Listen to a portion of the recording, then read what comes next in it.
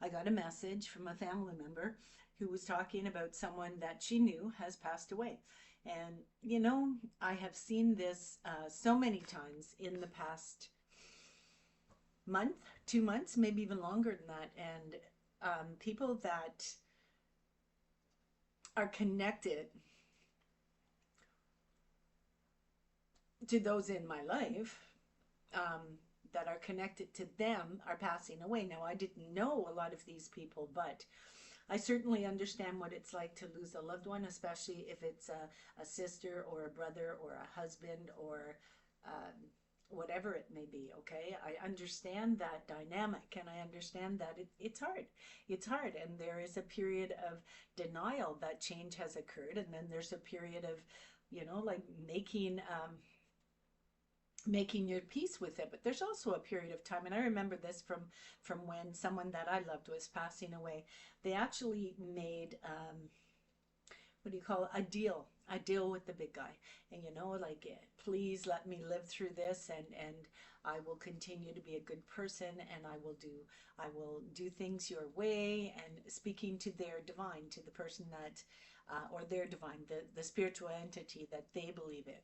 Okay, and so, yeah, you go through a period of denial, then you go through a period of, like, trying to, make peace with what's going to happen in your life. You also go through a period of time where, yeah, you want to make a deal, like, let me live through this, and I promise I'll be a better person, or I'll try harder. Okay, and sometimes it happens and sometimes it doesn't. However, there are times in our life when people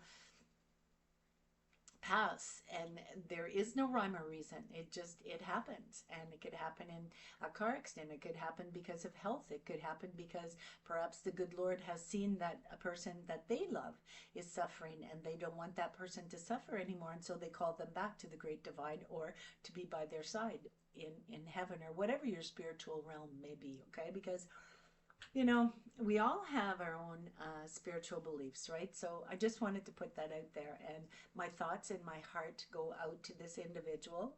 Um,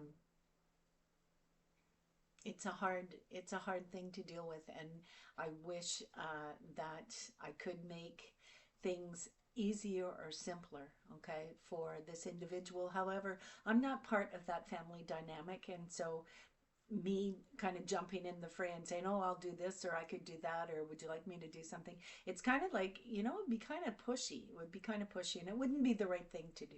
And that's basically what I'm saying, is that, my thoughts are with the family, my thoughts are with the individuals, but sometimes you have to be able to allow that healing journey to begin with the people that it's meant for, right? So, my condolences, my thoughts, my prayers are with you and your family, and I won't mention their name on here. However, it happens to many of us. It happens to many of us, and there are times in our life where we go through health issues, and those health issues could take us. They could take us at any point in time, and so, it doesn't hurt to have compassion, and to have care, right? And to have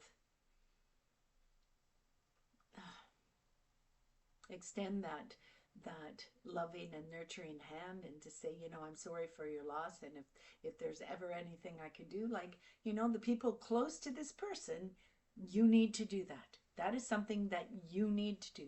You need to do that phone call. That phone should be ringing off the hook.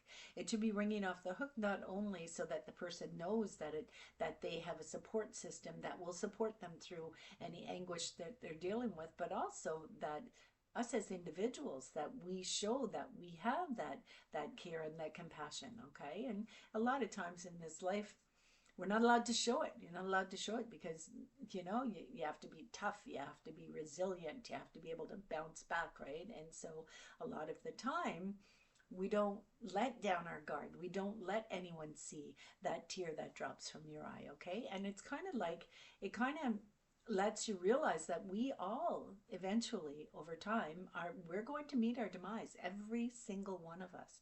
And I'll tell you this, when I go up to meet my maker, I want to be able to say that I was there in the good and in the bad, and that I helped as much as I could.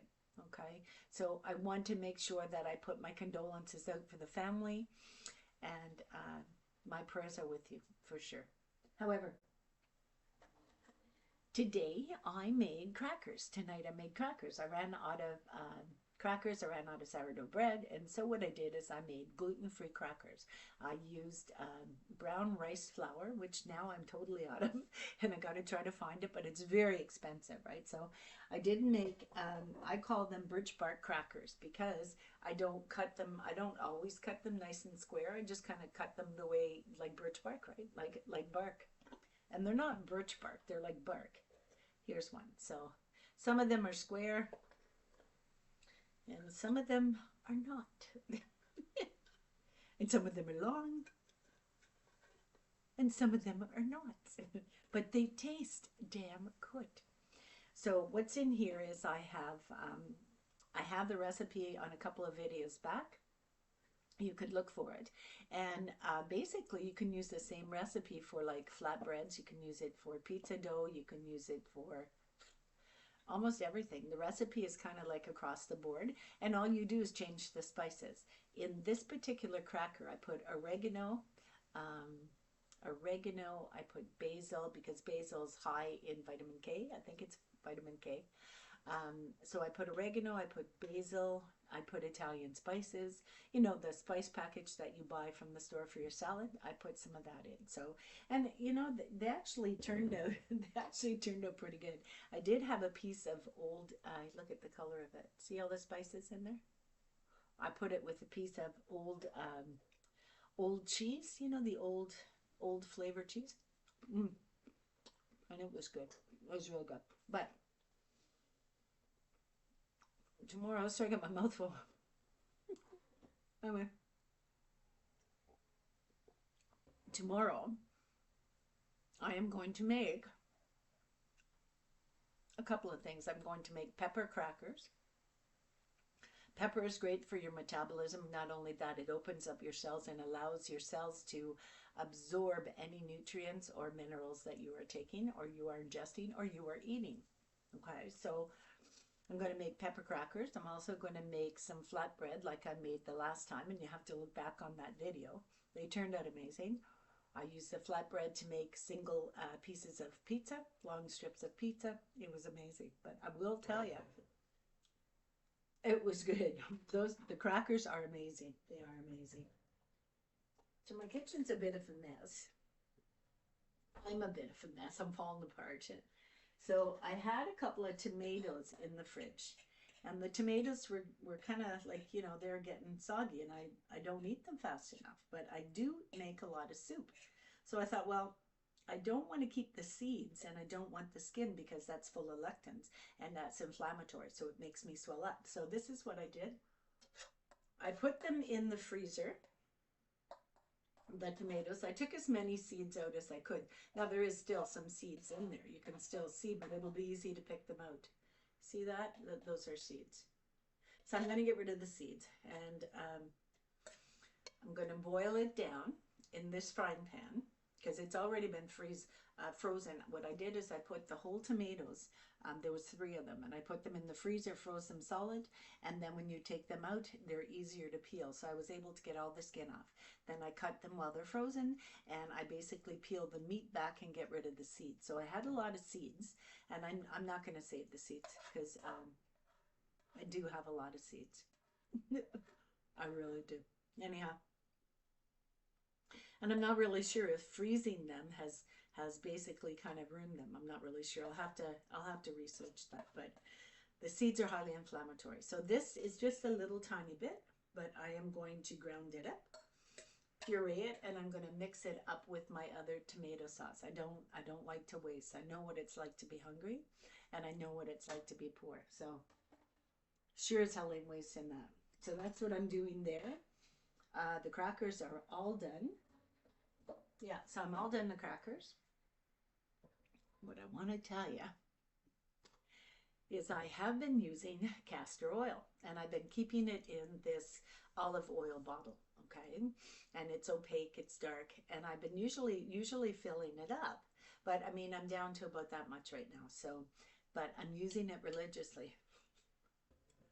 and I'm using it on my eyebrows. And the reason why is because I lost all my eyebrows when I had the stroke. Well, the outer quadrant. So from about there down on both sides, that part of the eyebrow was completely gone.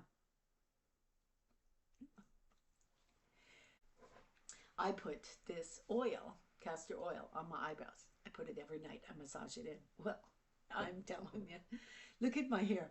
If you look back on a couple of videos, okay, I've been doing a massage in my hair. I mixed this with a carrier oil, and I've been kind of like putting in my hair. Well, I did a video not that long ago, and I showed you my hair, and I cut it right on camera, right? Okay, so look at this. I have to cut it again. And we're talking like a week. Like, come on. That can't be true. That can't be true. Like, it was to here. It's and I'm not even lying. Like, my hair was to there. That's the kind of haircut I wanted. And look at it. I just like, oh my God. Oh my God. Like, look at my bangs. And I just cut them. I cut them on camera. Like, you've seen it. Look where they go. They go right to here. Now go back and look at the video. And I cut them like to here. I cut them right to here. Yeah, it's crazy. However, on my eyebrows, my hair is white. It's going white. Like, it's going completely white. I get a little bit of gray left or black, whatever. But my eyebrows are going white. This is shit you never think about when you're 20 years old. You never think about your eyebrows turning white. You never do, right? Okay. So look at my eyebrows today. Look at them. Well, here we go. I have got, I don't know if you can see it because I put mascara on it, eyebrow mascara, but here I have long white hairs. And I have them here too. Look at that. And right here is where I didn't have any hair. And now it's like bushy. Like, look at, if I back comb my eyebrows, like I could fix that bald spot that, who is it that has Trump or Biden? But look at the hair. Like, look at the hair. Like, unbelievable. I'm telling you, that castor oil works like freaking crazy because I have got eyebrows. I mean, I can use eyebrow mascara. And I'm just shocked. I have to put my glasses on to look, but I don't know if you can see it, but I have white hairs in there that weren't there before. Yeah. Look at the hair there. Like, you can't use eyebrow mascara unless you got hair. Otherwise, you're going to see it'll look like a mark on your face. But look at this freaking eyebrow. Look at that. Look at the hair right to the end there. So the end is not growing, but it was right from here to there was bald. But now I got hair right there. Look at. I'm freaking excited. I'm excited. And I'll tell you something else. I've been putting it on my eyes. I've been trying to get rid of some of those deep laugh lines. I like to call them laugh lines. They might be smoker's lines, but I call them laugh lines. However, I've been putting it on my eyes. Now, when I started out on this journey, I had to wear the strongest glasses that I could get in the dollar store because I can't afford a prescription. Okay? So I had this pair. And that's it. Weirdest set of glasses I've ever had, but I got it at the junk store. I shouldn't say junk store, it was a thrift store. It was called the bin store. So these are, I think they're like 4 or 5. Hang on just a minute. Yeah, they're 4s. No, they're 3s. Sorry, I lied. They're 3s. You can see it right there. So they are 3s, right? Okay. The blue pair.